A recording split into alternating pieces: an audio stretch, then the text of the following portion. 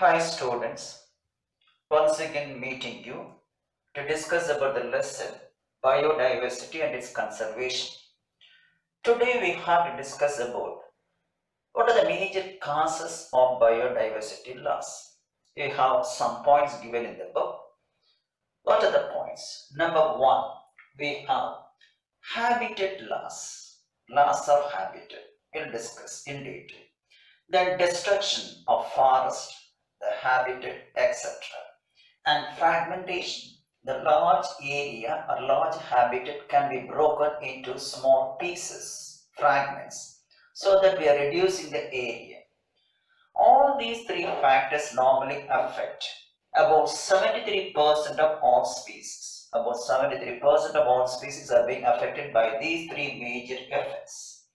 Number two, pollution and pollutants. The different kinds of pollutants which cause pollution in the form of smog, photochemical smog, then pesticides, herbicides, the oil slicks on the surface of water, and also the greenhouse gases, mainly carbon dioxide, methane, nitrous oxide, etc. This is the second cause. The climate change. The climate change is normally causing a change in the environment, precipitation, rainfall, that is a precipitation, rainfall, then the melting of glaciers, etc. We'll discuss. Then introduction of exotic species from other countries, for example, tilapia, Oreochromis mozambicus, Nile perch. These are all the fishes. So we have introduced some species for productivity or any other purpose commercial use from other countries, which will affect what is called the local species or the nature species or the native species. They are called as alien species from some other countries. Now the next one, because of intensive agriculture and aquaculture. And because of this one, we have received waste also in the case of aquaculture. For example, prawn culture, any other culture of what is called plants, animals of aquatic habitat. They will also affect the biodiversity by releasing certain what we call the waste products or accumulation of waste products. That's about intensive agriculture and aquaculture practices. Aquaculture, culturing of aquatic animals. That's a broad term use, culturing of fishes, prawn, the shelled animals, etc. Now the sixth cause for biodiversity loss, over exploitation of resources by human beings. This is because of human activities like poaching, encroaching, that is actually occupying a particular place or just actually extracting something. For example, you have that is unwanted plants are being grown, then also just reaping, all these things together called as poaching. Then two, just we have indiscriminate cutting of trees. This is also over exploitation. For our utilization we are cutting, that is the trees more than the normal level. Overfishing, reduction in number of fishes because of this what's called over exploitation. Then hunting of animals, their number decreases, even just they are vulnerable to extinction. Then we have the mining process. The mining process, we are actually getting the ores of different types, iron ore, or how we are extracting the coal. All these things result in loss of biodiversity because of the materials that are released from the mining process. And the next one, hybridization, a cross between a native species belonging to the country and what we have non-native species. So production of a new variety by crossing native and non-native species which doesn't belong to our place, that results in the loss of what is called native species. Then we have natural disasters. We have a number of natural disasters like tsunami, what we have, the forest fire, as in the case of just American forest, Amazon forest, etc. Then volcanoes, while they are discharging, what we have the lava, and the earthquakes. All these are also causing damage to the life of living things, both plants and animals, leading to the loss of biodiversity.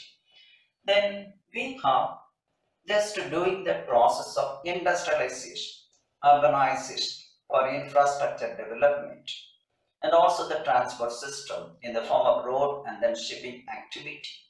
Or we have seen an example of communication towers. We are constructing communication towers for communication purposes. Then we have the dam construction. While constructing a dam, we are just destroying the forest areas, or that is a natural habitat. Then unregulated tourism.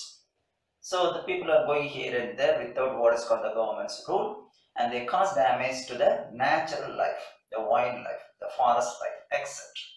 Then monoculture, leading only one method of culturing, that is animals, or we can say culture following only one culture.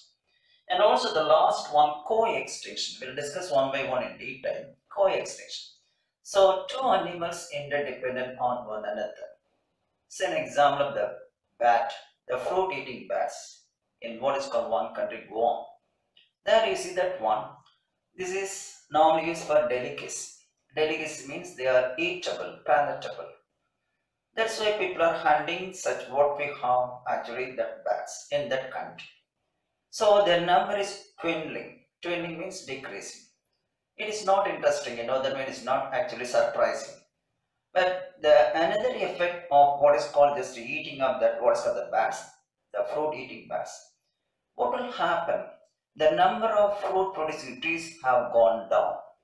This is because the trees are pollinated only by these bats. When these bats are hunted and eaten for what is called flesh, automatically what will happen? That is the trees number decreasing, the fruit yielding trees decreasing.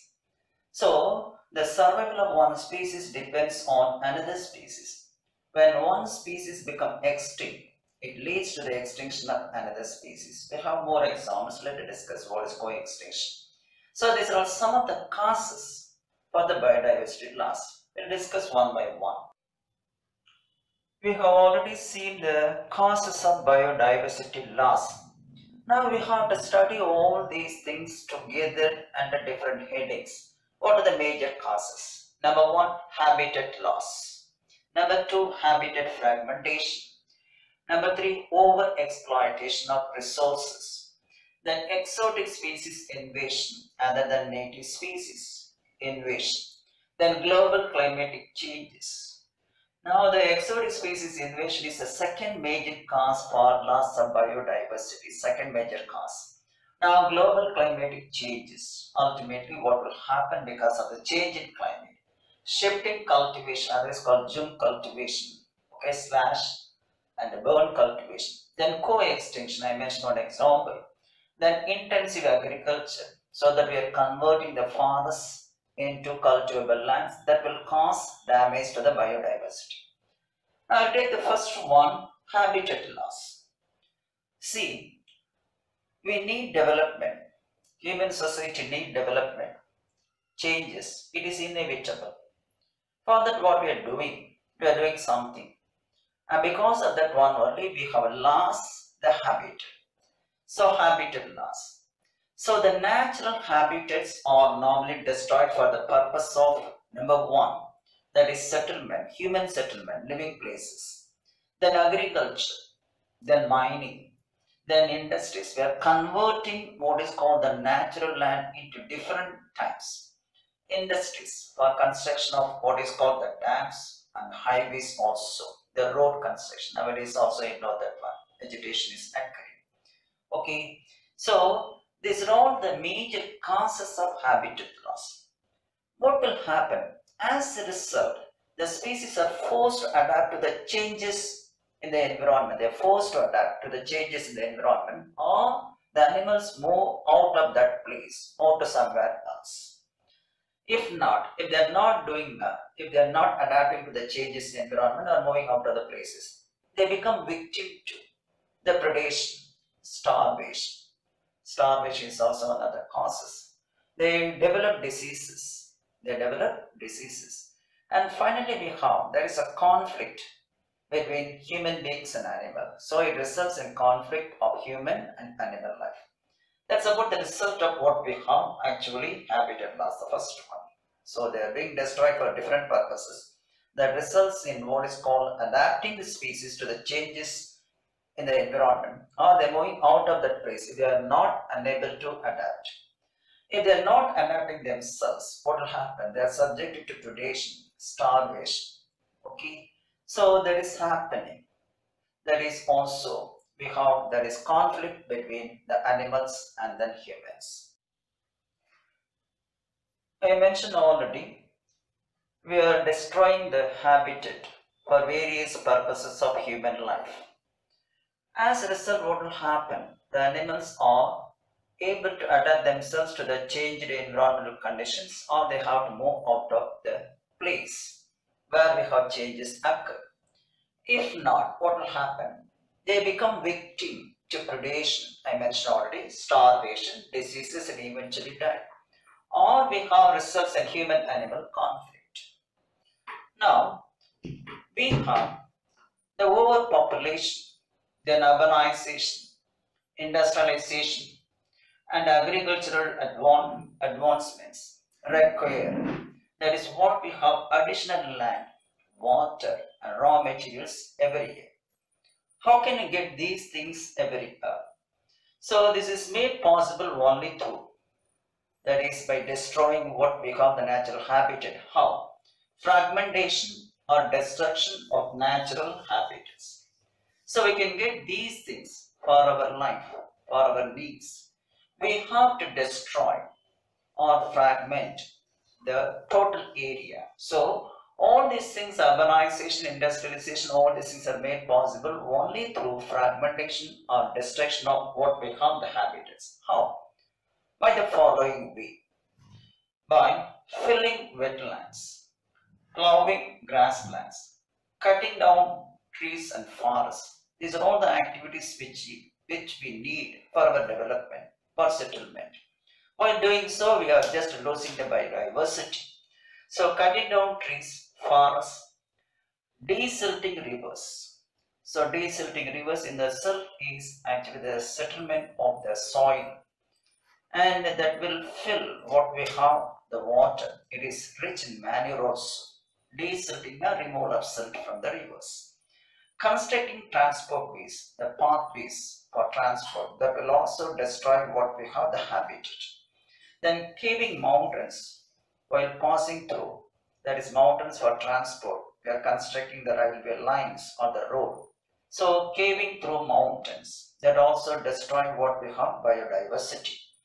Extracting woods, that normally destroy the habitat, or we have the habitat loss because of these activities that ultimately affect the biodiversity, leading to biodiversity loss.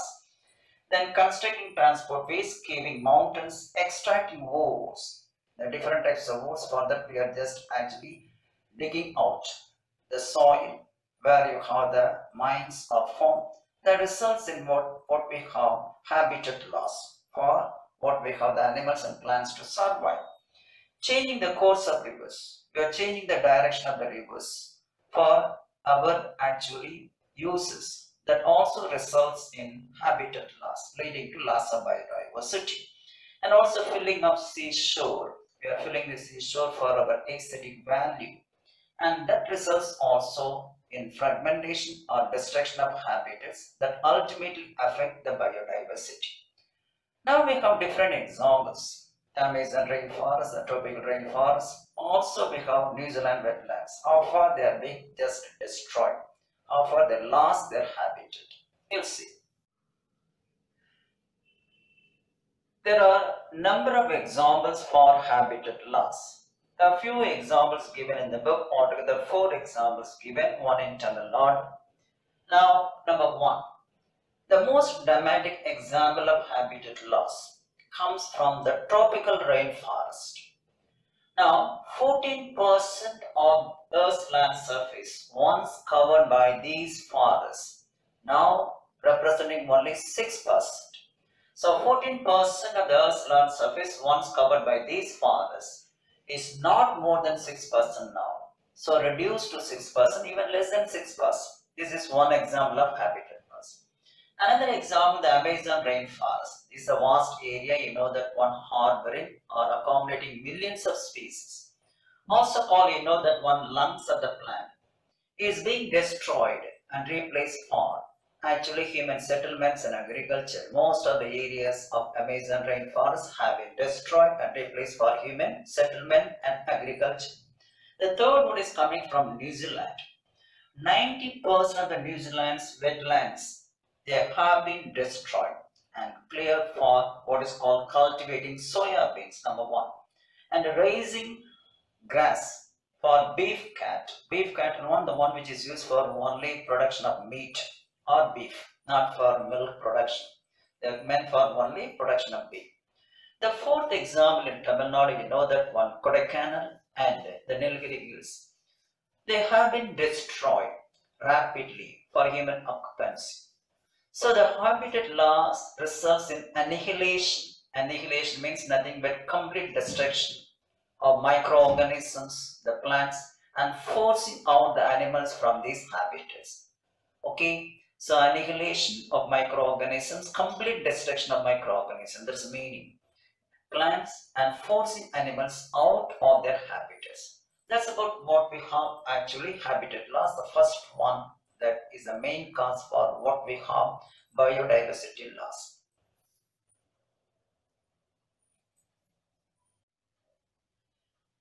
I already mentioned the fourth example for habitat loss, that is Kodaikanal and Nilgiri Hills in Tamil Nadu. They have been destroyed rapidly for human occupancy. What is the result of habitat loss? Loss of habitat results in annihilation. Annihilation means complete destruction of microorganisms, plants, and forcing out animals from their habitats. That's about what we have the first cause, habitat loss. The second cause for what is called biodiversity loss, that is nothing but habitat fragmentation. So it is a process by which continuous area of habitat is both reduced area and divided into two or more fragments. That resulted in, you know that one, we have reduced biodiversity.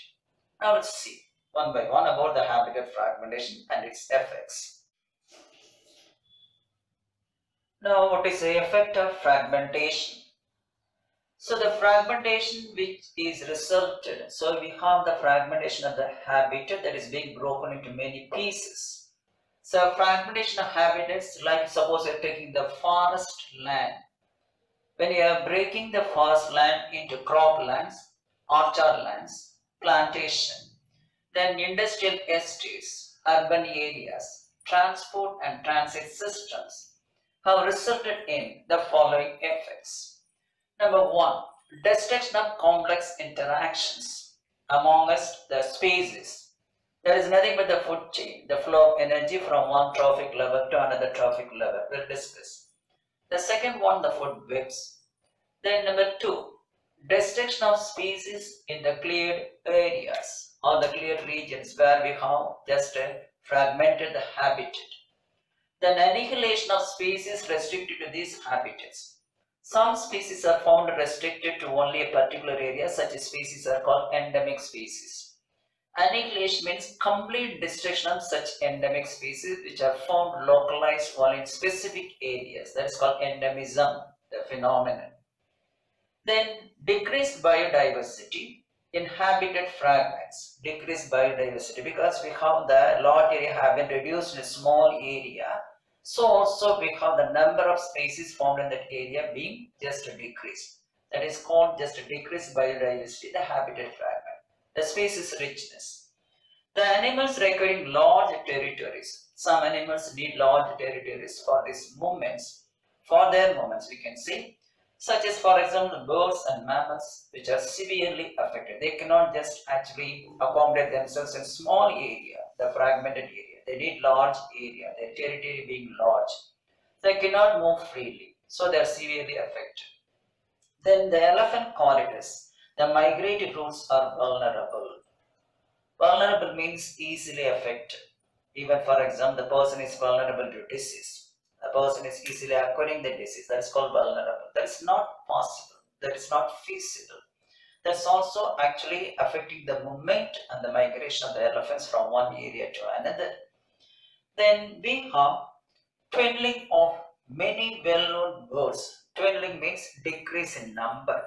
So dwindling of many well-known birds, particularly you see that one you cannot see sparrows nowadays because of various reasons, and animals. So decrease in number of what we have certain birds and animals, particularly the sparrows are being restricted because of what is called the fragmentation of habit.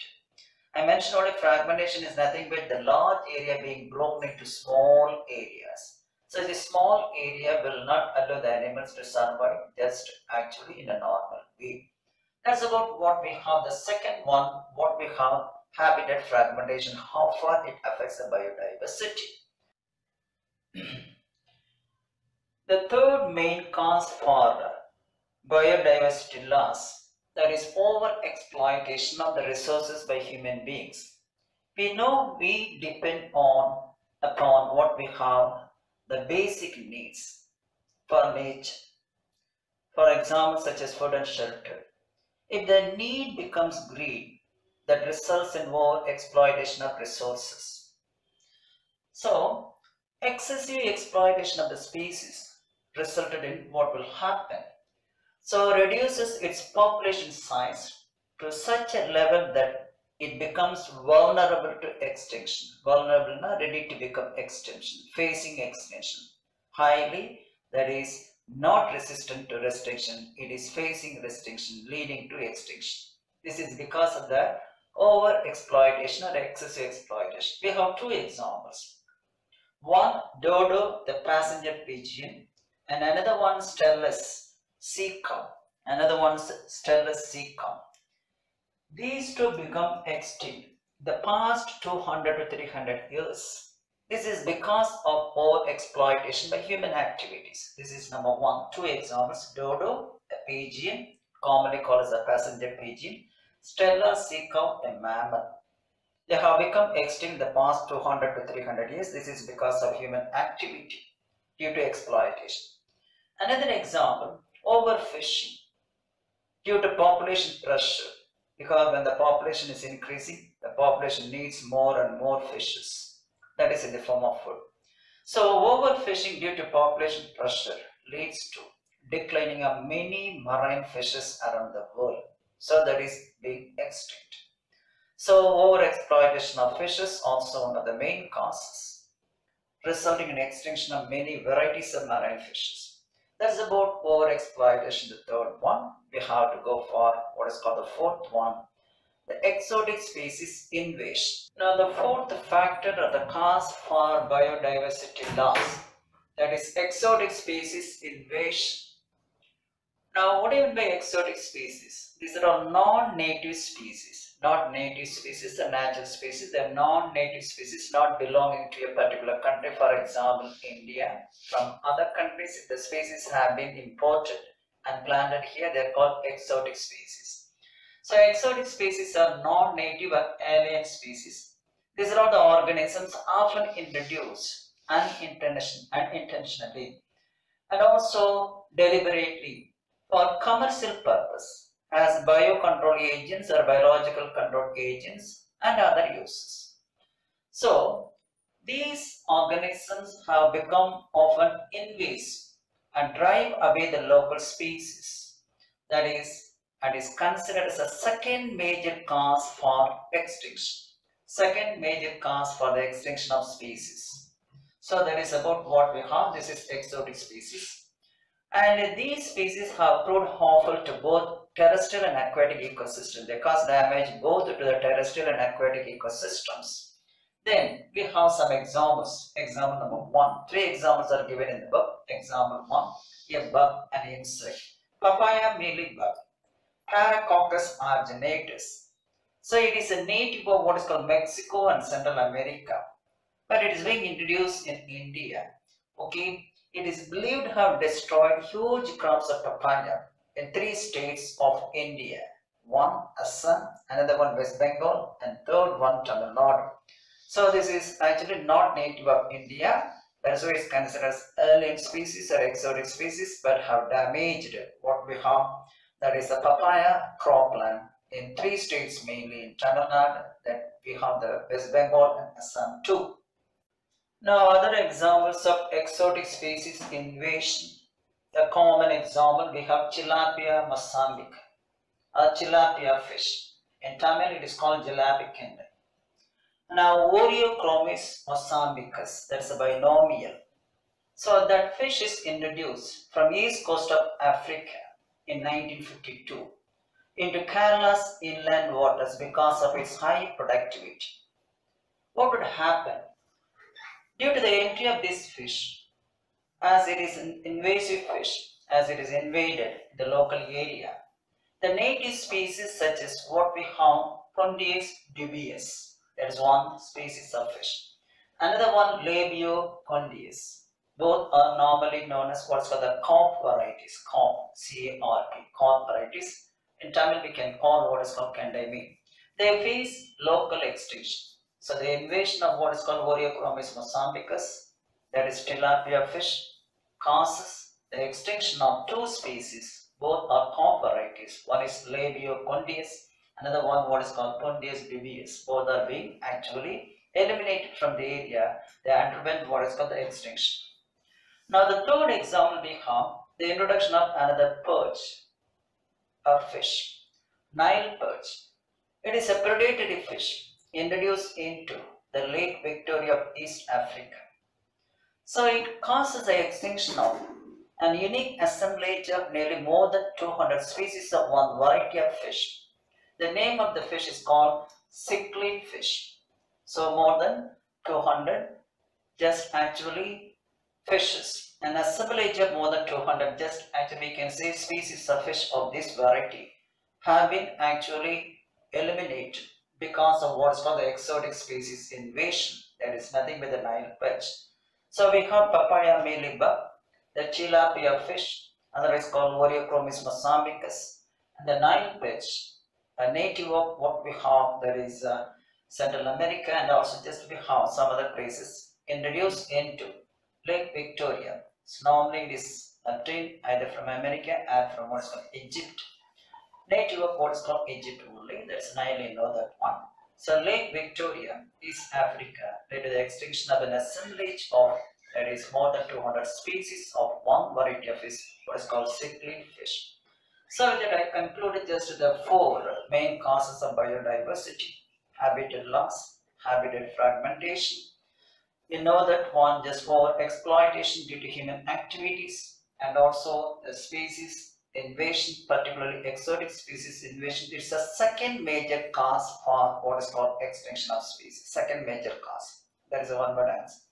So I had to proceed further about the remaining the causes of biodiversity in the next class. Okay, thank you.